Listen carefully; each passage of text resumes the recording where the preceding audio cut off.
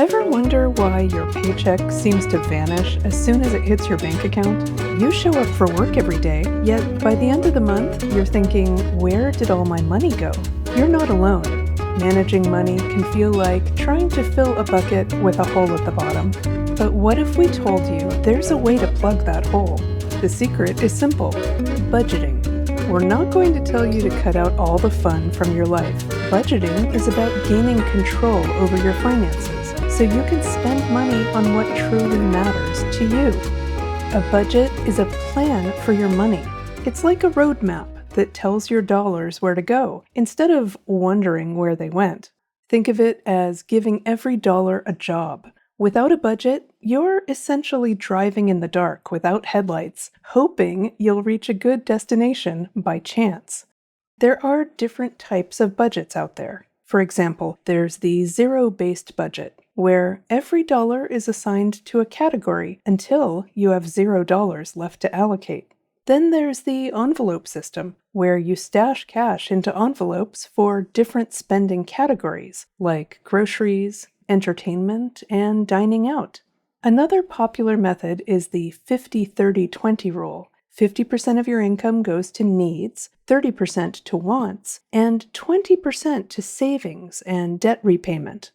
But no matter the method, the goal is the same: to help you manage your finances effectively.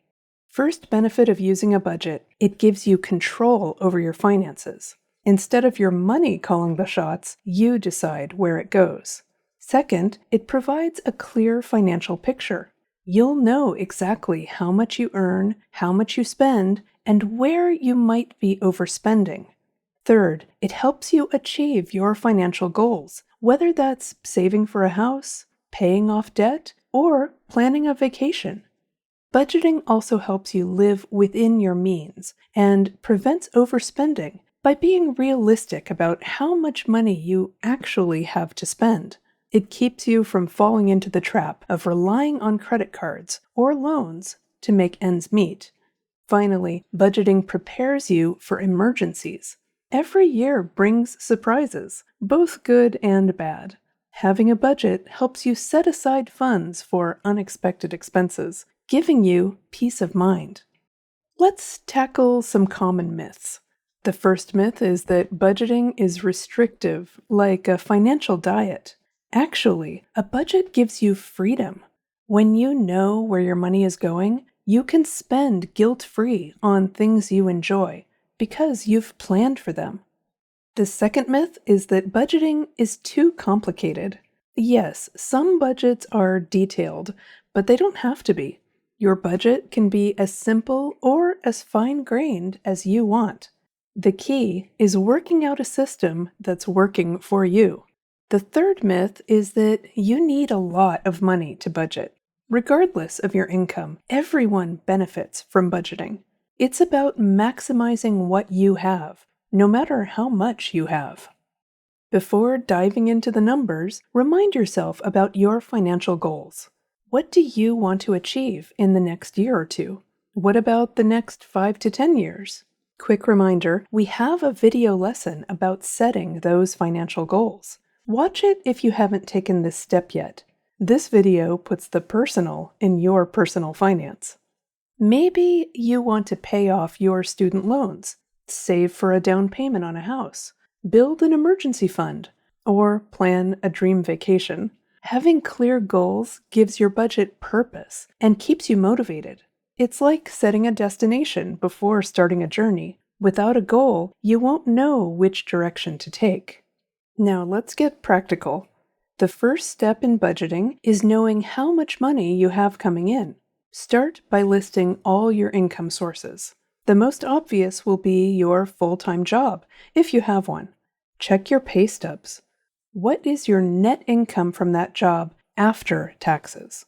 For example, if you negotiated a salary of $60,000 a year, that's $5,000 a month before taxes. But that's not how much money you're taking home every month. After various taxes, it might be around $4,000. Your annual net income from this job will then be closer to $48,000. Make sure to use your net income for accurate budgeting. But don't sell yourself short. You might have other sources of income, like freelance work, rental properties, or stock dividends. Don't forget to include all that side hustle you have going on. Next up is tracking your expenses. Yes, every single one. Do this for at least one entire month. A few months is better. Use apps, spreadsheets, or even pen and paper, whatever works for you. It might be easiest to start by listing your fixed, predictable expenses that are the same every month, like rent, insurance, and loan payments. Next, your regularly occurring bills that vary from month to month, like groceries, gas, and electricity. Don't forget the fun stuff, like dining out, entertainment, or hobbies. It's also easy to overlook periodic expenses that might only come up once a year, like birthday gifts, insurance premiums, or car maintenance. This is a category that you'll want to pay careful attention to, even if those bills don't all come due during the months you're tracking your expenses. You don't want to ignore it all year, and then, whoops, you suddenly have to come up with an extra couple $1,000s for car insurance and family gifts. You know those annual bills will be coming eventually, so write them down. The goal is to capture every dollar spent. You might be surprised how quickly the small things add up. Once you've tracked your spending, sort it into categories. First, separate needs from wants. Needs are essential for day-to-day living, things like shelter, food, transportation, and healthcare. Wants are non-essential but enjoyable, streaming subscriptions, eating out, or vacations. Next, sort your spending in each category by how predictable it is. Some costs, like rent or a car payment, stay the same every month. Others vary, like your utility bills or grocery spending. Finally, there are non-essential items, like your daily coffee shop stop or buying new party clothes. This makes it easier to see where your money is going and where changes might be possible. Remember, there's a special category for supporting Socratica on Patreon. Visit patreon.com/Socratica. Choose your level of support and adjust your budget accordingly. Thank you! Now let's bring this to life with a real-world example. Meet Zorblak and Gliptron. They're a couple in their early 30s. Together, they have a combined yearly income of 75,000 credits, which comes out to roughly 6,250 credits each Earth month. They're working towards several financial targets, saving for a habitation pod down payment, paying off 20,000 credits in educational loans, and building a 10,000 credit emergency reserve. Zorblak and Gliptron start by listing all their income sources. Zorblak's net income is 3,500 credits per month after taxes. Gliptron's net income is 2,750 credits per month after taxes. They also earn an additional 500 credits per month from side gigs like freelance graphic design and selling handmade crafts. Their total monthly income is 6,750 credits.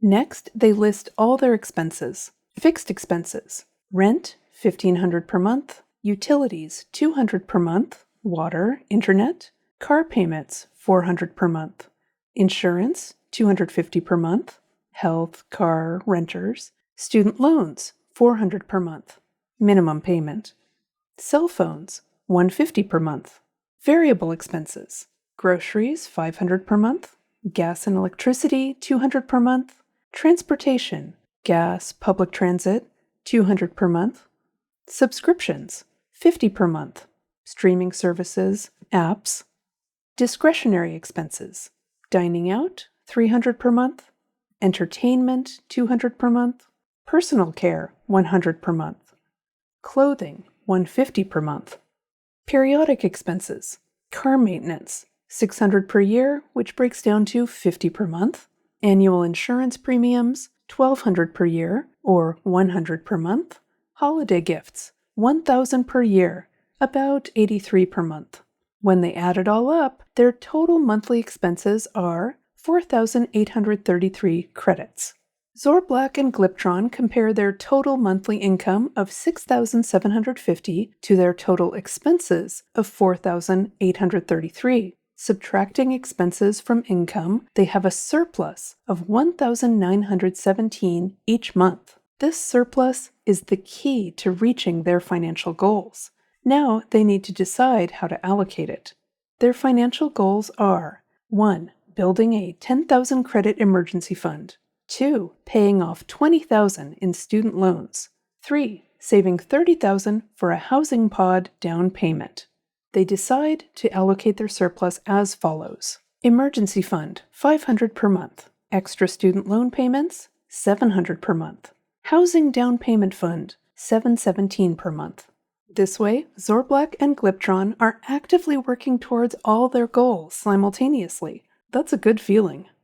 It does seem like Zorblak and Gliptron have it all figured out. They're paying all their monthly bills on time, while still making room for fun extras, and even saving for the future. But they keep hearing about economic uncertainty in the newsreel, so they decide they want to create a bigger buffer for unplanned expenses. They examine their optional spending to find areas where they can scale back without feeling deprived. It's perfectly okay to make changes to your budget. It's not written in stone. The couple chooses to make a few tweaks. Trim dining out costs from $300 to $200 per month, saving $100.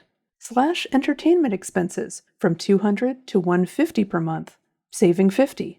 Shrink the clothing budget from $150 to $100 per month, saving another $50. These adjustments release an extra $200 per month, which they can now direct toward their financial objectives, donate to Socratica on Patreon, or keep as a safety net. The key here is that Zorblak and Gliptron are living within their means. They're covering their needs, enjoying some wants, and actively working towards their financial goals. But they're not locked in to their original budget.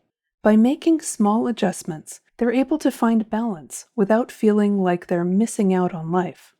To stay on track, Zorblak and Gliptron decide to use budgeting tools.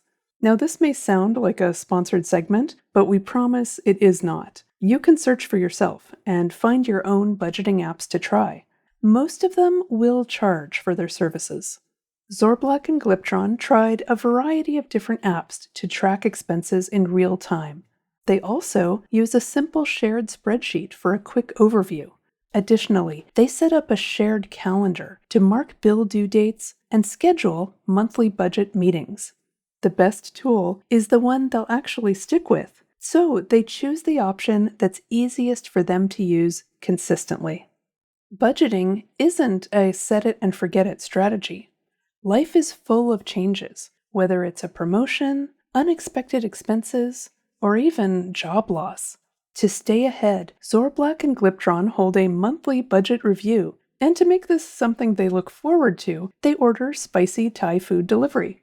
During these budget meetings, they reflect on the past month's spending habits, tweak their spending categories as needed, and reassess their financial goals.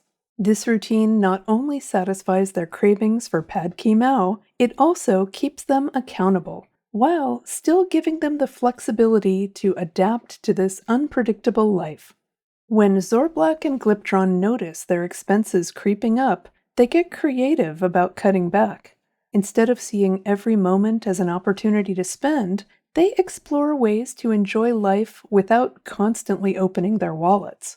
That means, for instance, going for walks in the park instead of at the mall, where temptations to spend are everywhere. Instead of dining out, they're experimenting with new recipes at home, discovering that cooking together can be just as fun as a restaurant outing. They've also embraced creative ways to socialize more affordably, like hosting game nights with friends, where the entertainment is great and the cost is zero. They take a close look at their subscriptions, cutting out services they barely use. And they've discovered they can borrow movies from the library. Even for small repairs, they take a DIY approach whenever possible, sharing tools with neighbors and following along with tutorials on YouTube. These strategies help reduce expenses without drastically changing their lifestyle. Building strong financial habits takes time, but the payoff is undeniable. By staying true to their budget, Gliptron and Zorblak are reaping the benefits. They've sidestepped unnecessary debt, their savings are steadily growing, and by setting aside funds for the unexpected, they've created a financial safety net. Budgeting isn't just about numbers, it's about peace of mind. Knowing they have a plan allows Gliptron and Zorblak to enjoy life more fully. They're less stressed about money and more focused on their future together. Here are some final tips to help you succeed with your budget. Be realistic. Set goals that are within reach and limits that you can live with. Stay adaptable. When things change, and they will, whether it's a raise, a new expense, or a surprise windfall, adjust your budget. Talk about it. People are sometimes reluctant to talk about money, but if you're sharing finances with a partner or family, clear communication is essential to staying on track. Automate your success. Set up automatic transfers to your savings or investment accounts to guarantee savings is prioritized in your budget. Celebrate the wins. Every step forward is worth acknowledging. When you hit a financial milestone, pat yourself on the back. Big or small, it all counts. Remember, this isn't about chasing perfection. It's about making progress. With a clear grasp of your income and spending, well-defined goals, and intentional actions, you're not just managing money, you're shaping your financial future brick by brick. That's smart money. Just one more thing. If you want to #learn more about $finance, you can find extras on our website, Socratica.com. Quizzes, bonus materials, other helpful things.